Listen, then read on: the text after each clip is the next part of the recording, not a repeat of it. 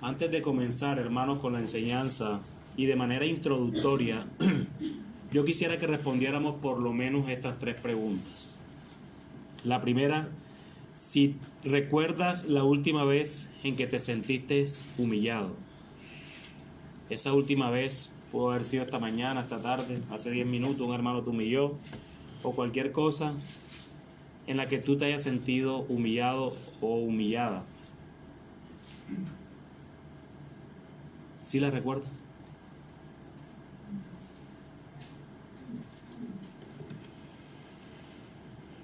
Pero ¿qué hiciste cuando te sentiste así? ¿Qué hacemos cuando nos humillan? Por lo general nos ofuscamos, por lo general nos decepcionamos, o incluso también,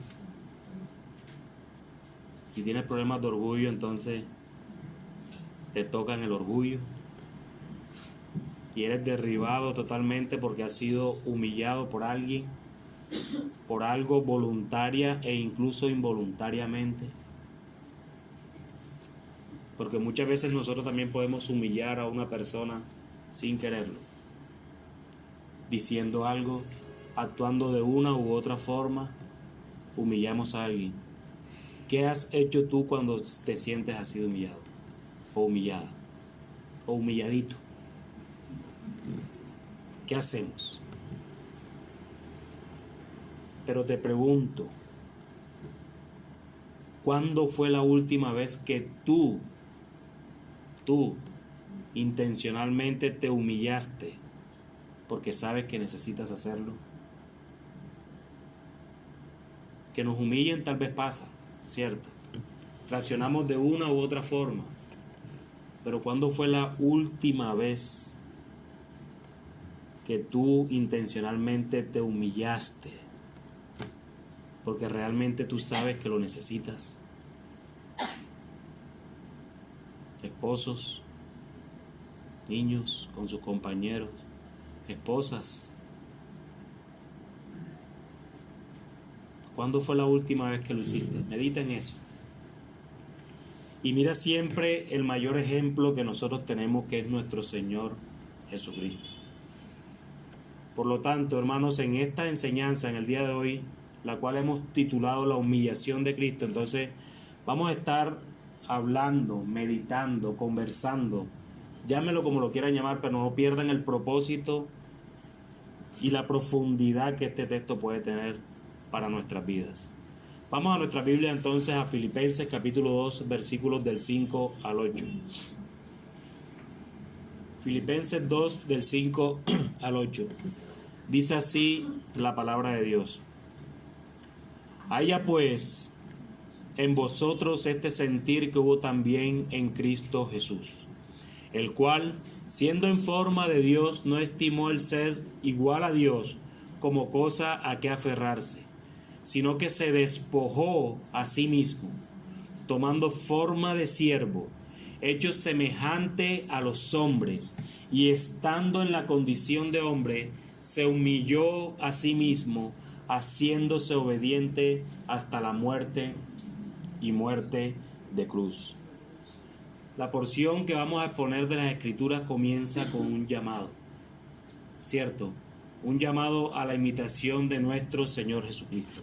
Haya pues el mismo sentir en vosotros. Haya pues en vosotros el mismo sentir que hubo también en Cristo Jesús.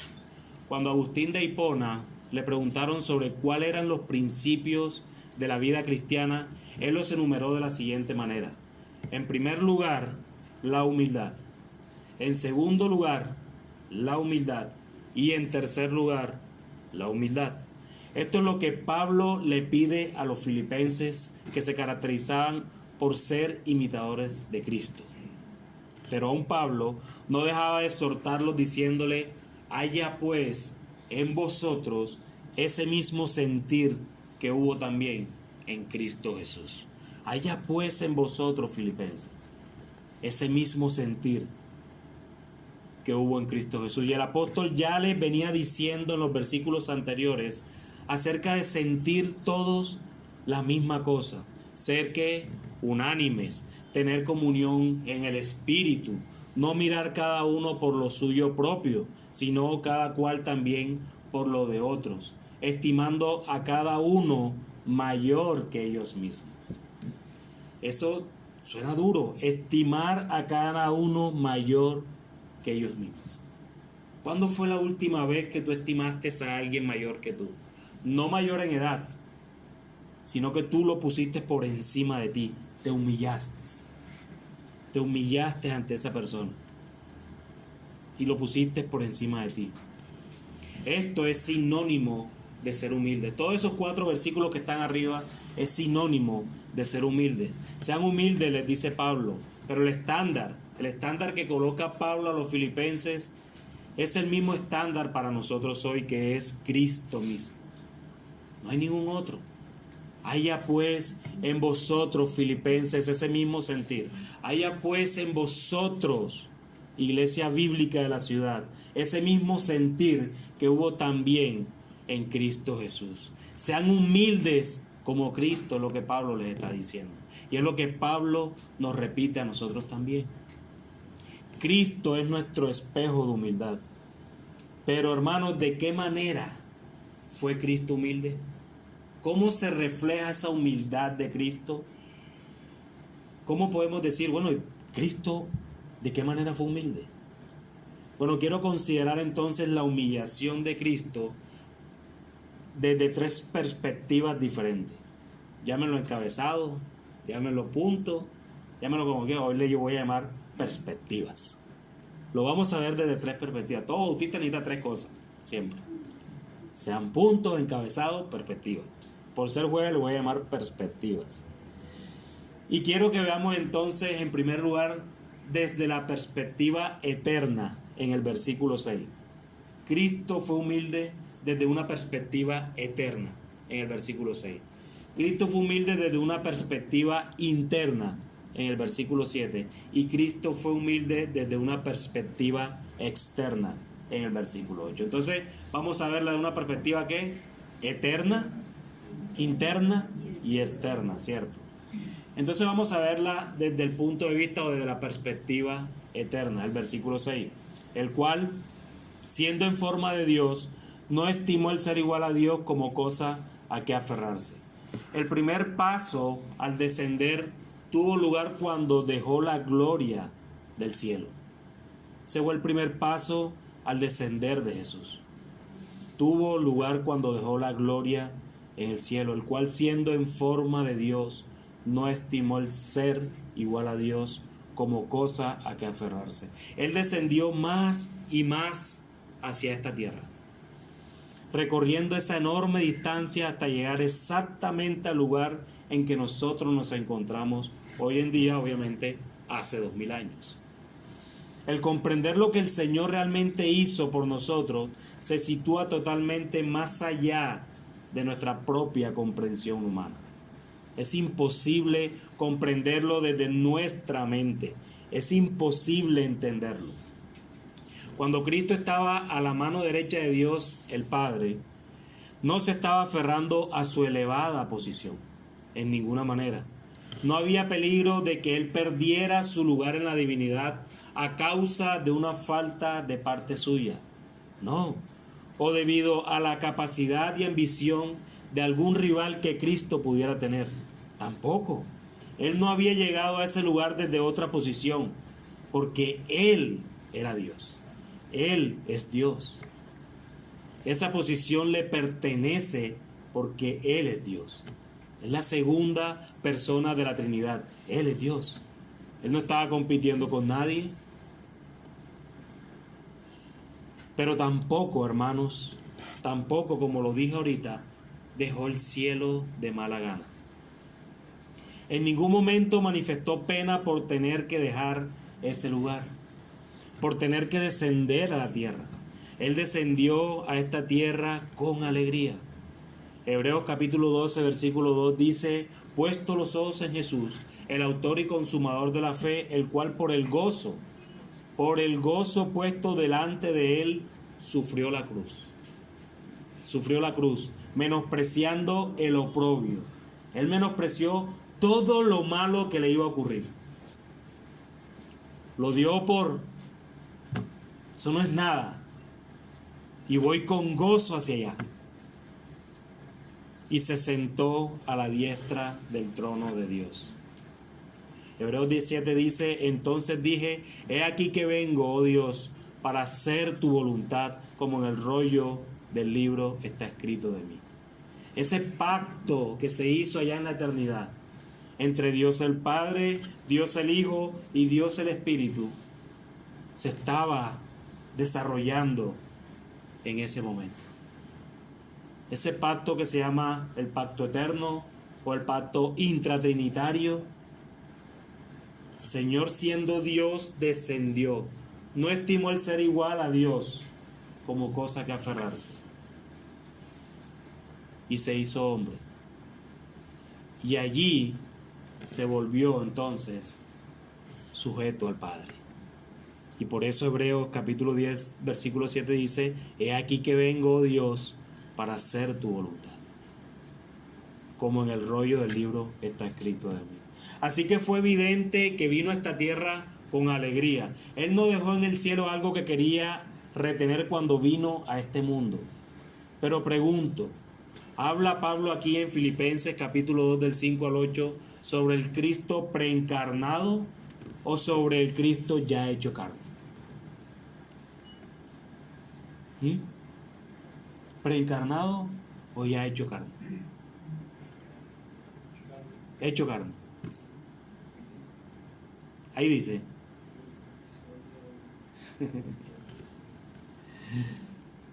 Estas dos interrogantes nunca deben ser separadas. El que en su estado preencarnado es igual a Dios, es la misma persona divina que en su encarnación obedece hasta la muerte y muerte de cruz. No se puede separar su preencarnación a su encarnación. ¿Por qué? Porque Él sigue siendo Dios. Naturalmente, para mostrar la grandeza del sacrificio de nuestro Señor, el punto de partida del apóstol es el Cristo en su estado preencarnado, siguiendo a continuación y necesariamente el Cristo hecho carne. Y no solo en este texto podemos verlo. Segundo a los Corintios 8:9 dice que por amor a vosotros, aunque siendo rico, preencarnado, se hizo pobre, encarnado. ¿Sí ven? Él no estimó, hermanos, el ser igual a Dios como una cosa a que aferrarse. Una humillación eterna, pero a la vez fue una humillación voluntaria. Él no llegó a la tierra obligado. Él no le dijo al Padre: bueno, ahora tú me vas a mandar a mí. No. Él mismo lo hizo voluntariamente. Y así vemos entonces la perspectiva de la humillación de Cristo de manera eterna. Pero también la podemos ver de la perspectiva interna. Versículo 7. Sino que se despojó a sí mismo, tomando forma de siervo, hecho semejante ¿a quién? A los hombres. Él no estimó el ser igual a Dios, ¿cierto? Como una cosa o como una cosa que aferrarse. Por el contrario, Él se vació a sí mismo. Se vació. Aquí dice que se despojó a sí mismo. Se vació. La palabra griega ahí utilizada es kino. Bueno, no sé cómo se dirá en griego, porque esa lengua es muerta. La teoría de la kenosis deriva su nombre de esta palabra. Cristo se vació a sí mismo. Pero la pregunta entonces es, ¿de qué se vació Él? Algunos dicen que se despojó de su deidad. Los gnósticos de los primeros tiempos de la iglesia, ya en el siglo I, expusieron esa primera herejía de que Él se vació a sí mismo de su deidad, que la deidad entró en Él en el momento de su bautismo, que la deidad y después la dejó en el momento de la cruz. Esta teoría no está confirmada en ninguna parte de la Biblia. Él se despojó de algo, pero no de su deidad. ¿Por qué? Porque Él no podía dejar de ser Dios. Él es Cristo, Él es Dios. Él era totalmente Dios cuando se encontraba reclinado impotente en el seno de María. Pero era también totalmente Dios cuando estaba clavado en la cruz para morir por nosotros. Jamás dejó de ser el poseedor de la naturaleza divina. Él no podía prescindir de su deidad en su humillación. Aún en su muerte tuvo que ser el poderoso Dios para que con su muerte venciera la muerte. ¿Ustedes se han preguntado alguna vez por qué el que tenía que morir tenía que ser plenamente Dios y plenamente hombre? ¿Por qué no pudo ser un hombre natural? ¿O por qué no pudo ser un Dios sin hacerse hombre?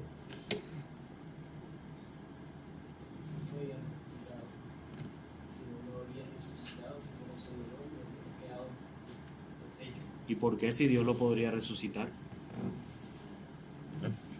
¿Es o no es? Porque fue sin pecado como nosotros no somos pecadores. Dios podría sostener un hombre sin pecado. No podía, ¿verdad? Porque ya desde Adán la transgresión se había dado. Pero hay una respuesta más importante. Y así que como hombre para obedecer al Padre, Ujú. hacer lo que nosotros tenemos que hacer,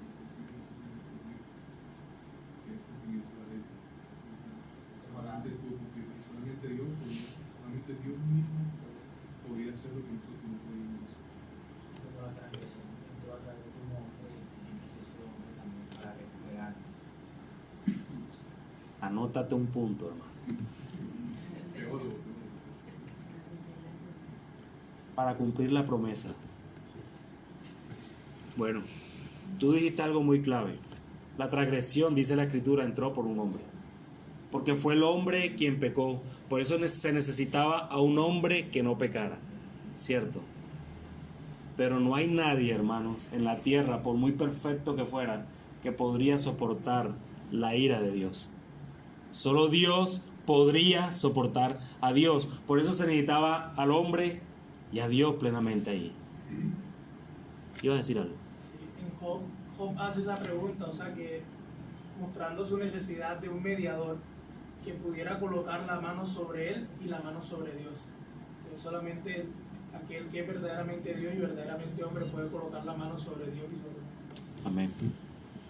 Entonces la inferencia más natural es que Cristo se vació a sí mismo de su existencia en una manera igual a Dios. Tomando como base las Escrituras, podemos particularizar varias cosas al respecto. En primer lugar, Él renunció a su relación favorable con respecto a la ley divina. Mientras estaba en el cielo, ninguna carga de culpabilidad pesaba sobre sus hombros. ¿Cierto? Él no tenía carga de culpabilidad. Pero en su encarnación la tomó sobre sí para quitársela al mundo. Juan capítulo 1, versículo 29. Y así Él, el justo inmaculado, el único que nunca cometió pecado, por nosotros fue hecho pecado, para que nosotros fuésemos hecho justicia en Él. Esta es la base de todo lo demás. Pero Él también renunció, se vació de sus riquezas, lo que decíamos ahorita, porque por amor a vosotros se hizo pobre, aunque era rico. Se hizo pobre. ¿Para qué? Para que vosotros, por medio de su pobreza, fueseis enriquecidos. Él renunció a todo, incluso a sí mismo, a su propia vida.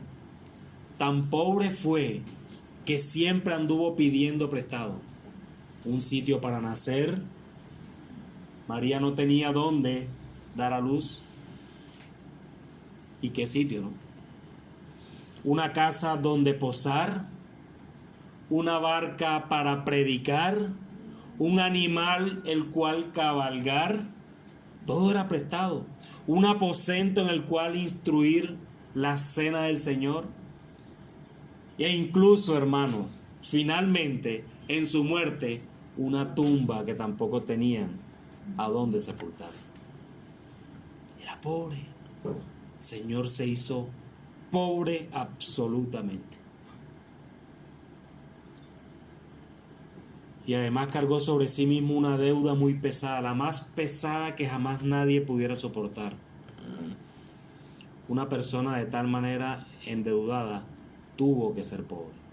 Cargó la deuda impagable, la de nuestros pecados delante de Dios. Píntate a ti, piensa en tu sueldo y piensa que le debes al banco 1.000 millones de pesos. Eso te va a hacer pobre. Eso lo vas a pagar, mueres. Si pudieras revivir otra vez, sigues pagando. Y mueres y vuelves y revives y sigues pagando. Menos mal que en la eternidad no vamos a tener deuda, hermano, porque eso es una deuda impagable. Bueno, ahora mira a Jesús cargando con esa deuda tuya, mía y la de todos sus hijos que han habido desde el inicio de los tiempos hasta que Él vuelva, sobre sus hombros. Siendo justo, Él se vació de ser rico y hacerse extremadamente pobre. Pero también Él renunció a su gloria celestial. Cuán profundamente lo sintió. Y fue por ello que precisamente en la noche de su crucifixión tuvo que clamar desde lo más hondo de su corazón: ahora pues, Padre, glorifícame en tu presencia con aquella gloria que tuve contigo antes que el mundo existiera. Increíble. Increíble. De las infinitas moradas de eterna delicia en la presencia de su Padre, bajó voluntariamente a este reino de miseria para habitar por un tiempo con el hombre pecador. Él, ante quien los serafines cubrían sus rostros. ¿Recuerdan Isaías? El objeto de la más solemne adoración descendió voluntariamente a este mundo, donde fue despreciado y desechado entre los hombres, varón de dolores, experimentado en quebranto. ¿Eso no les parece maravilloso? Con 2 alas cubrían sus rostros, con 2 alas cubrían sus pies. No eran dignos esos ángeles de ver al Creador del universo. Y nosotros aquí, teniéndolo con nosotros, y de esos ángeles que se admiran de nosotros, los seres humanos, lo crucificamos. Él pagó en el tribunal de los hombres para nosotros poder ser absueltos en el tribunal de Dios. La justificación. Esa es la base, mi hermano. Nunca te olvides de esa doctrina. Yo creo que yo sí he insistido con esto aquí, pero nunca nos olvidemos de esa doctrina. Esa es la base del Evangelio. Esa es la base. Tú te olvidas de esa doctrina y te vuelves como los fariseos que estábamos hablando el domingo, haciendo justicia por sus obras. Pero también Jesús renunció a la autonomía de su autoridad. En efecto, se convirtió en siervo, el siervo.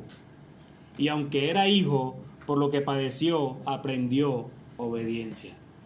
Él dijo: porque no busco mi voluntad, sino la voluntad del que me envió. Se hizo siervo, siendo rey. Él bajó y se hizo siervo. Impacientemente expresamos la siguiente objeción: pero si Cristo Jesús renunció realmente a su favorable relación con respecto a la ley divina, si renunció a sus riquezas, a la gloria, a la autonomía de su autoridad, ¿cómo es posible que continuara siendo Dios? La respuesta está en que Él, que fue y es y siempre será el Hijo de Dios, desechó todas estas cosas no con referencia a su naturaleza divina, no, sino a la naturaleza humana, la cual asumió voluntariamente y en el cual padeció todas aquellas afrentas. Cuando Él hizo a un lado su existencia en una forma igual a Dios, en aquel hecho Él asumió todo lo que era contrario a ella, o sea, la naturaleza humana. también él tomó la forma de un siervo, no la de un esclavo. Desde el mismo principio de su encarnación fue el siervo consagrado, sabio y obediente que describe Isaías en el capítulo 42. El siervo voluntario que resueltamente cumple su misión acerca de quien dijo Jehová: he aquí mi siervo, dice, yo le sostendré, mi escogido en quien mi alma tiene contentamiento. ¿No se les parece este texto que Isaías 700 años antes de que viniera el Mesías estaba pronunciando al pueblo de Israel? ¿No se les parece en algo a cuando Jesús se estaba bautizando y se abrieron los cielos, cuando descendió la paloma y salió una voz del cielo que decía: este es mi Hijo amado, en quien tengo complacencia? ¿No es la misma voz que sale luego, tiempo después, en su ministerio, cuando está en la transfiguración con Moisés y con Elías, y el cual Pedro quería hacer enramadas para quedarse con Elías y quedarse con Moisés? Salió también esa voz del cielo que decía: este es mi Hijo amado, a él oíd. 700 años antes fue anunciado, 1000 años antes, 2000 años antes. Génesis capítulo 3 versículo 15. Fue la primera vez que fue prometido el Mesías. Y es esto exactamente entonces lo que Pablo indica. Él les dice a los filipenses y nos dice a nosotros: seguid el ejemplo de vuestro Señor. En el versículo 5, jamás hubo siervo que sirviera con más inmutable lealtad, abnegación y devoción e irreprochable obediencia que Jesús. No hay nadie, hermanos, por mucho que querramos admirar a hombres que ha levantado Dios a través de la humanidad, en estos 4000, 5000 años de historia, no hay nadie digno de ser llamado como Jesús. Nadie.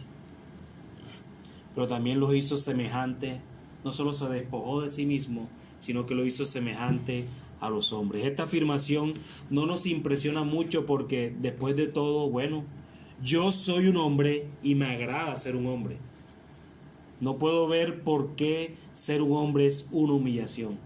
Para ti y para mí no, pero para Jesús sí. Solo el mirarnos se está humillando. Opino que existe cierta dignidad en un ser humano que es maravillosa, y la dignidad es dada precisamente por Dios. ¿Cómo puede ser entonces ser humillante, ser semejante a los hombres? Él fue un hombre aquí en la tierra. Él no solo vino aquí para redimir a la humanidad, sino para revelar a Dios ante la humanidad. ¿Cuán importante fue eso? Porque nosotros ahora conocemos algo acerca de Dios. No sabemos mucho excepto lo que Él nos dijo cuando Él estuvo aquí en la tierra y se convirtió en hombre. Y nos enseñó mucho acerca de Dios. Y de la única manera en que ustedes, mis hermanos, y yo podemos conocer a Dios es por medio de Cristo. ¿Por qué? Porque Él es Dios. Ciertamente aquella naturaleza humana era real, tan real como la de cualquier otro ser humano. Pero aunque era real, ella se distinguió en dos aspectos dos aspectos diferentes al resto de los hombres. Su naturaleza humana, y solamente la suya, desde el momento de su concepción, fue puesta en una unión personal con la naturaleza divina.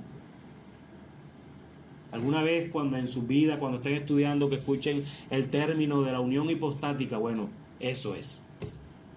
La unión humana con la persona divina. Y en segundo lugar, aunque fue cargada con los resultados del pecado, por tanto sujeta a la muerte, no era pecaminosa en sí misma. Así pues, el pasaje hacerse semejante a los hombres y aquel pasaje que se le parece mucho, Dios enviando a su Hijo en semejanza de carne de pecado, en Romanos 8:3, deben ser leídos a la luz de Hebreos capítulo 4, versículo 15. Uno que fue tentado en todo como nosotros lo somos, pero sin pecado. Uno que fue tentado fue semejante. Pero la única diferencia es que todos hemos caído menos él. Había semejanza, similitud, pero no había absoluta y completa identidad. Por ese versículo nos muestra la humillación interna de nuestro Señor, porque solo Él pudo sentir las cosas de tal manera que nosotros nunca la podríamos ver, porque nosotros nunca hemos sido Dios. Para Dios es una humillación hacerse hombre, y esto fue lo que hizo Cristo voluntariamente. Y en último lugar, hermanos, ya para ir cerrando, está la última perspectiva, la perspectiva externa. Versículo 8. Y estando en la condición de hombre, se humilló a sí mismo, haciéndose obediente hasta la muerte y muerte de cruz. Estando en condición de hombre, Jesús era un hombre como los otros de su época, tal cual. Muchas imágenes y quizás el mismo catolicismo romano nos ha enseñado desde que nacemos, por fotos y todo, que Jesús era mono, cabello largo, con ojos azules. Pero la Biblia no describe a Jesús. No era que tenía una hermosura que lo caracterizaba físicamente, hasta tal punto que Judas tuvo que besarlo para que lo reconociera. Era igual a los demás judíos de la época. Y él pasó las mismas necesidades que un hombre normal, solo que no pecó. Hay un poema que dice así en un par de estrofas: ¿has pasado hambre, hijo de mi vida? También yo estuve de pan necesitado. En 40 días no tuve comida, hasta que por ángeles fui yo alimentado. ¿Has estado, hijo mío, alguna vez sediento? Mas yo he prometido tu necesidad suplir, porque también yo en la cruz sufrí por ti tal tormento. Oh, hijo mío, corre, vuela, acude a mí, cuando tú estás triste, afligido y lloroso, como aquel día en que lloré sobre Jerusalén, ciudad amada. Mi corazón se turba en mi pecho por tus penas, anheloso, porque mis ojos, se anegaron en llanto cuando vine de Lázaro a la sepultura. Sabré consolarte en tu quebranto hasta que acabe para siempre la amargura. De verdad que hay hombres de Dios que hacen unas cosas hermosas, ¿verdad? Este corto poema puede describirnos que Jesús tuvo en una condición de hombre como la nuestra, solo y únicamente solo, que Él no pecó. No solo fue obediente hasta la muerte, sino sufrió la muerte en la cruz. Esta clase de muerte causaría un impacto mayor en nuestra conciencia que si dejáramos que Cristo murió en una cámara de gas o en una silla eléctrica. No, la muerte en la cruz era una muerte vergonzosa, lo más humillante de la época. Entonces Él vino de la gloria más elevada y llegó hasta el lugar más bajo de la humillación. ¿Por qué lo hizo? Yo quisiera que leyéramos el versículo 4 todos juntos, a una sola voz, de ese mismo texto de Filipenses. 2:4. El 2:4. ¿Por qué Jesús hizo tan profunda humillación? Leamos el versículo 4 en voz alta, por favor. Dice así: no mirando cada uno por lo suyo propio, sino cada cual también por la de los otros. Él dejó, hermanos, toda su gloria, Él la dejó, todas sus riquezas del cielo, y descendió hasta esta tierra. Se convirtió en un hombre y sufrió la muerte de un criminal por otros, es decir, por ti y por mí. Y así, cuando pendía del madero, Satanás y todas sus huestes le asaltaban desde abajo. Pinten a Jesús en la cruz. Imagínense al Jesús en la cruz. Satanás desde abajo asaltándolo. Los hombres lo encarnecían a su alrededor. Pero lo más duro, hermanos, que Dios lo cubrió desde arriba con toda su ira. Lo más duro no fue el clavo, no fue la corona, fue la ira de Dios sobre él. Eso no te humilla. Hasta el punto que él gritó: Dios mío, ¿por qué me has abandonado? A este infierno, al infierno del Calvario, descendió Jesús. Mis hermanos amados, lo que en este texto nos puede decir a nosotros, por lo menos, es esto a manera de aplicación. En verdad, si Cristo Jesús se humilló a sí mismo en forma tan profunda, nosotros deberíamos estar siempre dispuestos a humillarnos en nuestra pequeña medida.